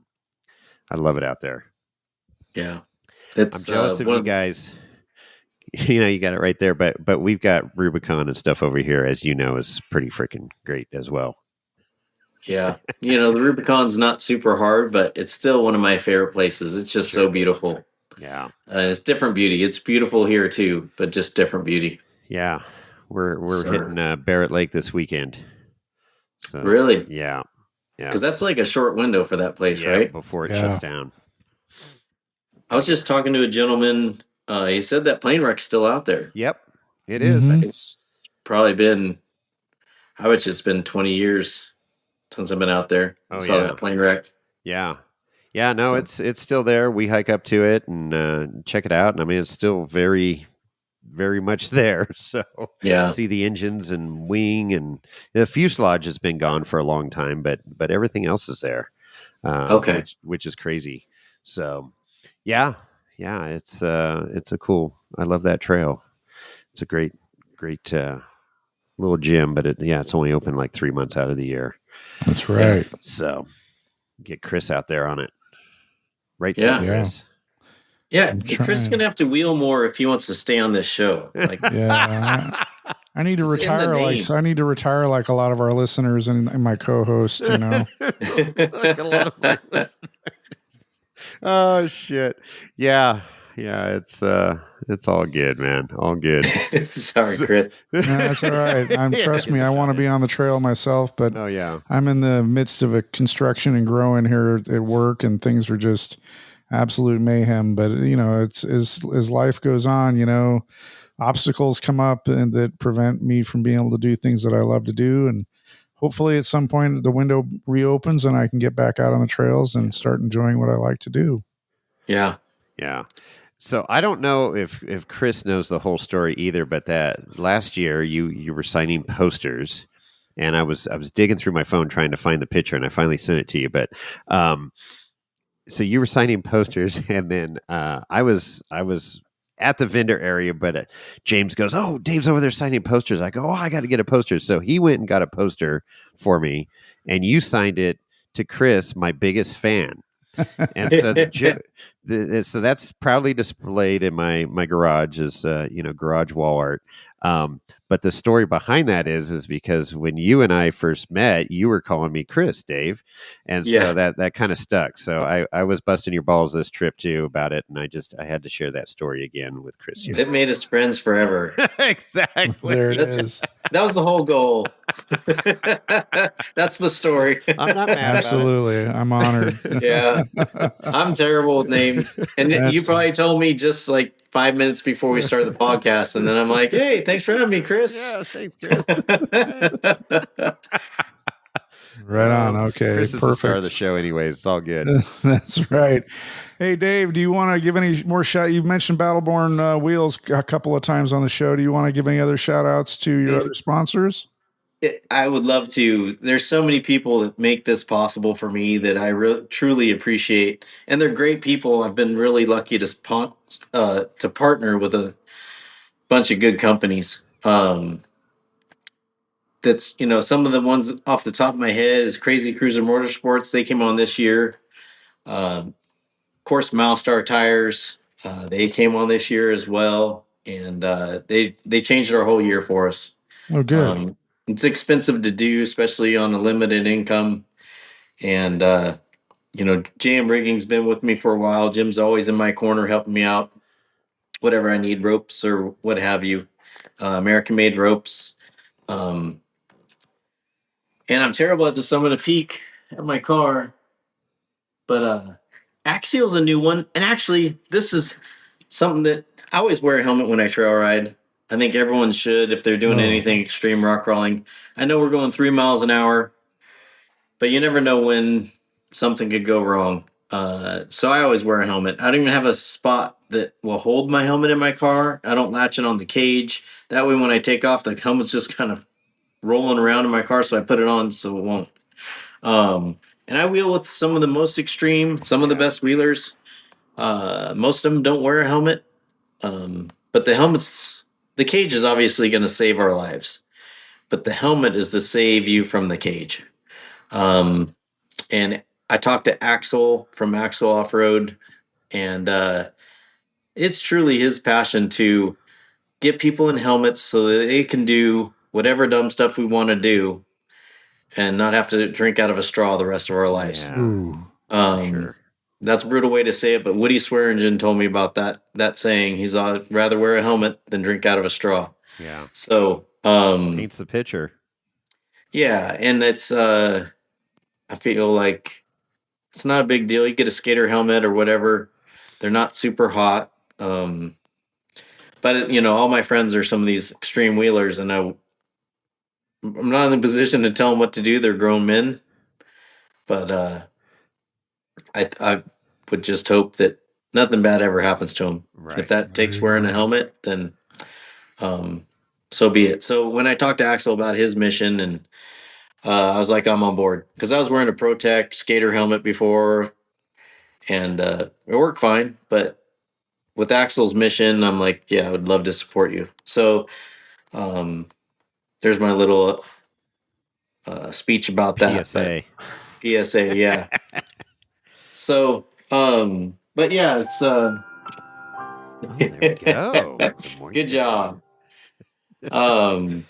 Jesse Haynes, he's always helped me, and it's not always just, I paid to have my car built and everything, but he's always there for me if I have a question about something. So Jesse Haynes Fabrication, big supporter of me, and I'm a big supporter of his. Great. So yeah, and just Tire Right, actually. Tire Right's helped me out with their gauges, and again, it's like, it's all quality stuff. Like, I'm not just out here pimping whatever, and next year it's someone else that's going to help me out, There's some people that may or may not be in the sport. Usually they're not. And they're like, this is the best suspension ever. And the next year they're like, this is the best suspension ever. Yeah, right. And this tire is better than the other one.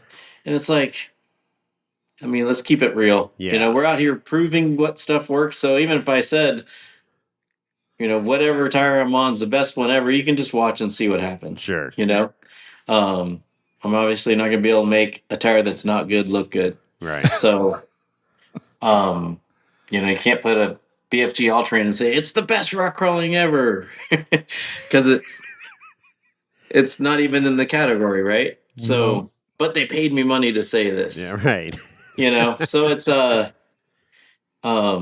these companies, I want to win, so I don't compromise when I use tire right gauges and need to know I'm at 5.3 pounds of air pressure, and so they're all quality companies. Summit Machine's another one with the links, aluminum links, quality aluminum links. When you're out there trying to win, you don't want to be sidelined because of a bad part.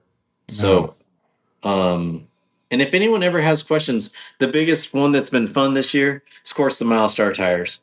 Yeah. They've really shaken up the market. I've been a diehard BFG guy since 2007. I know exactly how to drive those tires, and I didn't realize I've been driving on them so long that I thought I really knew how to rock crawl, but I really knew how to rock crawl the way the BFGs wanted to crawl. I was really good at making BFGs work. So now, fast forward to Milestars, they're really a company that's pushing to have a great tire. They're like a lot of companies. They're trying to figure out how to make a great tire, and they want feedback. So this tire is totally different than a BFG. Everyone asks me, and anyone can message me at any time, because I get so many people that are like, "Hey Dave, what do you really think of the Milestars?" Pull me aside, like it's a secret. Yeah. Under the radar. And what's your And it's not a BFG. That's the bottom line. It's not a BFG.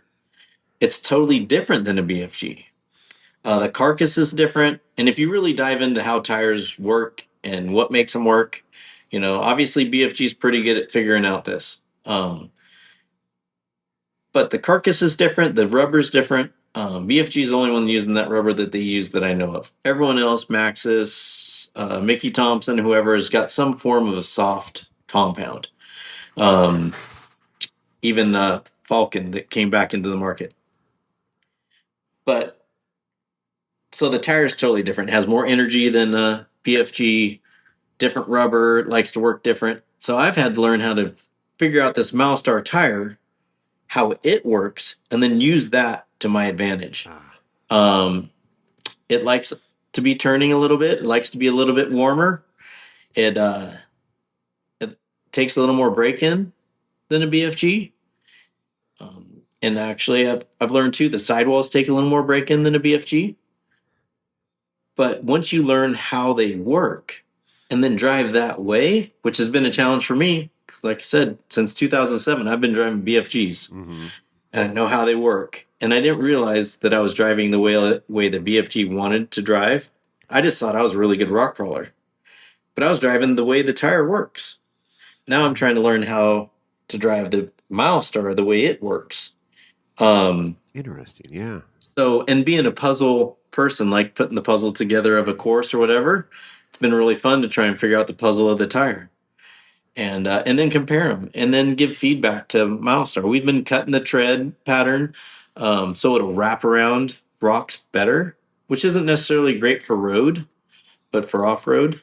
And we're giving that feedback to Milestar. So eventually they would like to make a dedicated rock crawling tire, a dedicated race tire. I'm not supposed to say that, but all right. Nobody listens to our podcast anyways. Yeah. So those three people, just act like you didn't hear that. Yeah.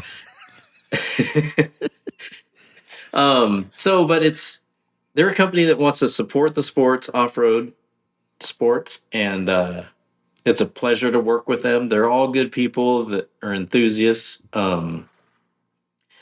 It's been really fun to be supported by a tire manufacturer and be part of their development, just like I was with Battleborn's new wheel. being part of their development, and give my 2 cents of what we need in a wheel. I'm doing that with the tire for them. And I feel like I don't know how many years I have left of rock crawling. I'm getting older. But if I can put some input into the sport, whether it's wheels, tires, or what have you, that will help grow the sport for whoever is the next generation, and improve. Like, Jesse's obviously ton of input into the sport and move the sport forward. So in my little way, I feel like I'm doing that for people with these wheels or these tires. And it's been super fun to try and make the Milestars work. And everyone looks at them as an underdog, which they are. Milestar is an underdog tire in this market. They're fairly new. But it's really fun when you have the underdog tire and you win. Yeah. Oh yeah. So it's I embrace the puzzle of the tire and how to make it work and how to put it on top. And then it just makes when you do put it on top or on the podium that much sweeter. So, and then one of the fun things I like to tell people, there's two actually, because I love to laugh. I love to razz people. I love to, you got to enjoy life. Yes. And Yep. so people are like, oh man, I've had the Milestars and it doesn't look like, they don't work as good, or it looks like the Milestars struggle here.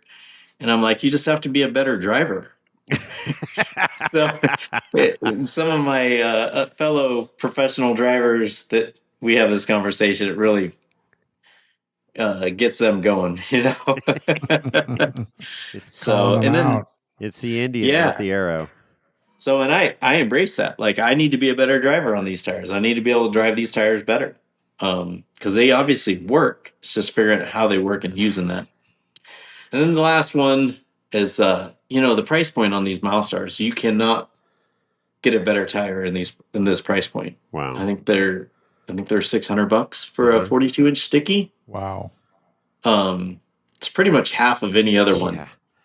And I guarantee you, none of the other tires are twice as good. That's a good way of putting it. And it's how you twist it, right? Or Sure. I guess, is it twisted, they say? How you spin it. Yeah, how you spin it. So it's like right now we're in election season, and for Trump and Kamala, it's however they spin it. That's right. They can look real good or real bad, and it's for people to decide. Yeah. But yeah, it's I don't know. It's a really good company.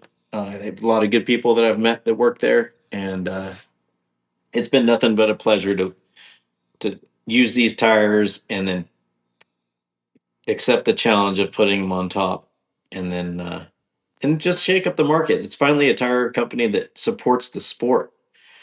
And I know Falcon came back and is supporting the sport, and I know Maxxis has supported the sport in the past, and I know they're looking at supporting it more. And if I can bring that to this market, by running these tires, I feel like all the competitors, and they deserve more support than they get.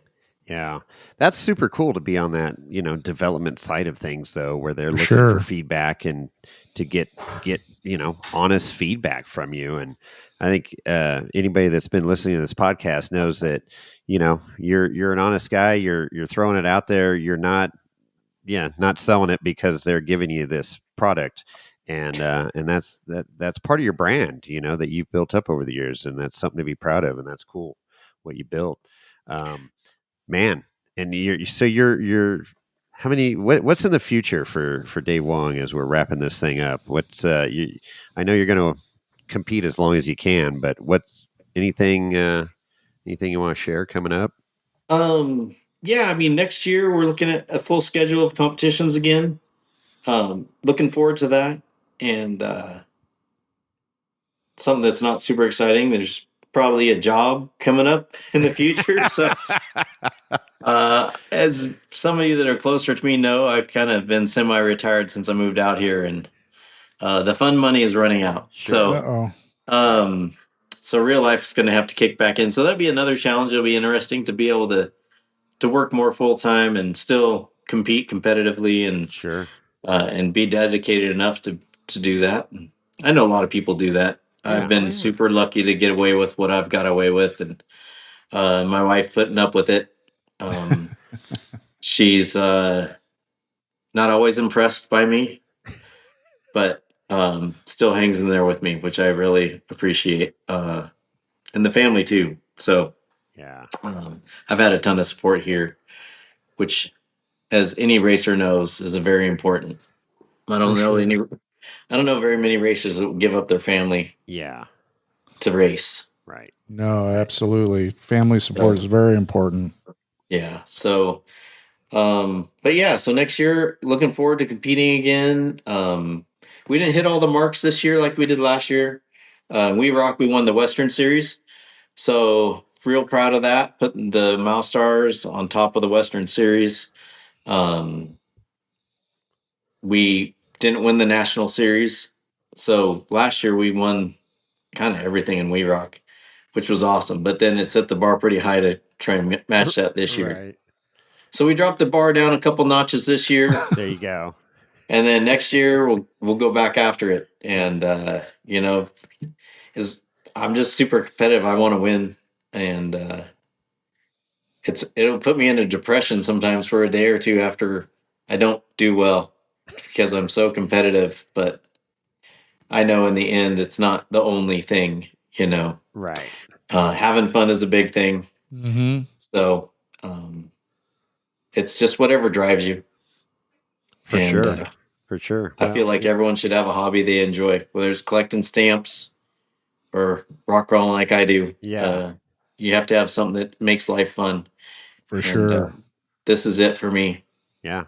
Yeah. Well said, man. Well said. Well, this is awesome. What a great visit.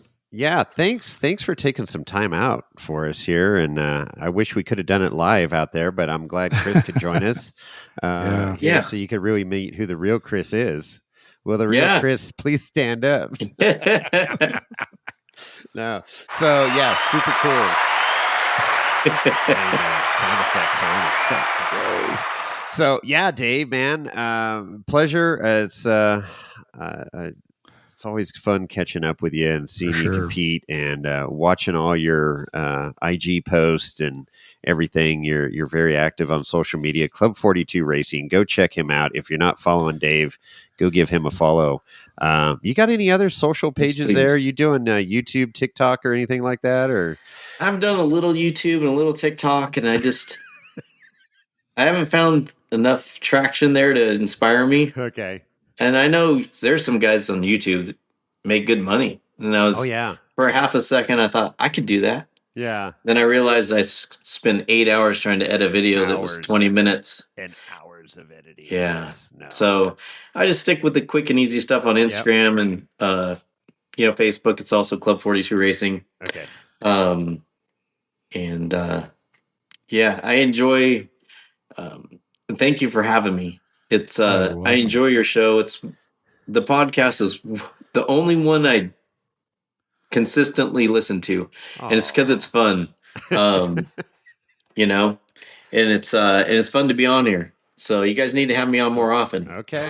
All right. Deal, man. Deal. We'll do that. Why don't you come over here to Northern California, back to your old stomping grounds, and we'll go run the Rubicon and Fordyce. The JK, this part of the JK project is so I can go back to the Rubicon with my family. Perfect.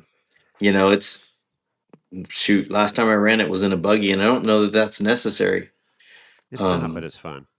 It is fun. So, but my buggy doesn't really bring my wife and daughter with me. Yeah. So, and my son, he's older. He doesn't care to go. There's a lot of people out there probably don't even know I have a son. Yeah. Does he look anything like you, or does he look like the milkman? No, he looks like the milkman. So the quick story on my son is I met him when he was 3 years old. So he's my stepson. And I don't try and fake like he's my son because he's 6'3", dirty blonde hair, and looks nothing like me. Uh-huh. Great young man. But he's already, he's doing his own thing, and doesn't care to go to the events. So it's funny how many times I'll be talking about my son and they're like, "You have a son?" You have a And I've known these people for, 5-10 years and they don't know. Wow. And he's 22. So I gotta be honest, because you made mention of that, like in passing or something this past week, and I'm like, I look at James, I'm all, I didn't know Dave had a son. Obviously, we knew your daughter. Your daughter's always out there and stuff, but I never knew you had a son. But that's cool. it's pretty common, and it's pretty comical. That's So, good. but Yeah. yeah, it's maybe next year we can get that. I got to get a roll cage for it. Um, hopefully I can get together with Motobuilt. Yeah. Get a cage for it. Cut some holes in the floor so you can see the tires. Yeah. Yeah, move the engine to the back. Yeah, move the No, we're going to actually take it out to Torreweep, which is on the north rim of the Grand Canyon Oh, this weekend, and just cool. go camping with Tyler Harper and George Lehner, and take the families out there and just overnight it. So that'll be the practice run for the bigger Rubicon trip next year. Right on. There you go. Sounds very good. cool. Very cool. All right, we'll get that on the calendar. Absolutely. All right. Construction will be over by then. So yeah. That's Yeah. Chris. I hope so. Dave, it's a very, very big pleasure meeting you finally face to face, even though it's, via the internet. And for sure. Definitely want to go wheeling with you, even though I'm a rookie compared to you. But I look forward to doing that. It'll be a pleasure. Yeah, be fun. Right on, man. All right, Chris, how they get a hold of us? Well, you can get a hold of us pretty simply. You just go to the IG at Wheeling Wine Whiskey, where you can DM with Jason, and Jason and I share stories occasionally, and Jason works on stuff to post. Hopefully he'll get back on that horse and be posting a lot more. I know he's had some content from Trail Hero. So that's the IG. You can also reach us by email. You can email me, Chris at wheelingwinewhiskey.com. You can also email Jason at jasons@wheelingwinewhiskey.com. Mm-hmm. Don't forget about our phone number, which I think I might have forgotten. 408-800-5169. That's right. 408-800-5169. Call and leave a voice message. 1 week off and look what's happening. That's right. 408-800-5169. And you can go to our website, wheelingwinewhiskey.com, where you see all of our past episodes.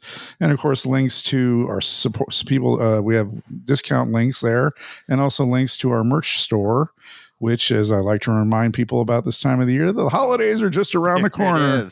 If you want to put something under the tree for your loved ones, like a hoodie or a t-shirt or a beanie or a hat, place those orders now so we can make sure they're under your Christmas tree. There you go. And what's the last thing? Oh, go to irate4x4.com. You can support us there. You're not necessary, but it's just definitely a great way to support the show directly. And with that, we're out.